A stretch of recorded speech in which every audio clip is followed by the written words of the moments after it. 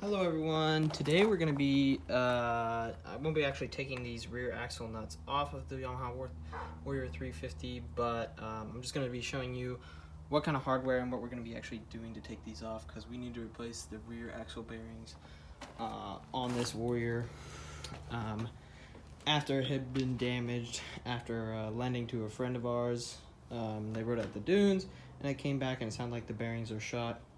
Makes a bad noise when you turn left. So this is actually the wrench I ordered. This is the 50 millimeter wrench that goes on those axle nuts, and to give comparison, this is a 14 millimeter wrench compared to that 50.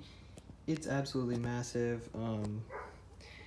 That's my hand for comparison. My hands are about 7.5 to 8 inches long.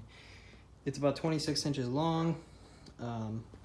Gives plenty of torque. It's a pretty hefty tool, probably about 5 or 6 pounds. So we'll probably apply heat to these rear axle bearings, as they have been pretty stubborn. I actually just tried a little bit with the wrench. They didn't want to come off. Tried a little bit of heat, didn't want to come off, so probably try to apply pretty heavy heat next time. Also tried some penetrating fluid. That didn't do much. So these might be pretty stubborn to get off, but hopefully the wrench does the trick.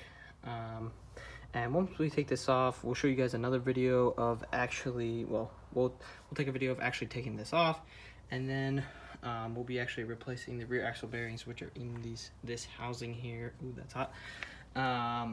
So hopefully that fixes that noise, and hopefully that's all we have to fix, because if we don't, then your rear axle housing is actually shot if the bearings aren't the only thing wrong. So, and that's an extra about 120 bucks. So hopefully you guys stay tuned for that next video.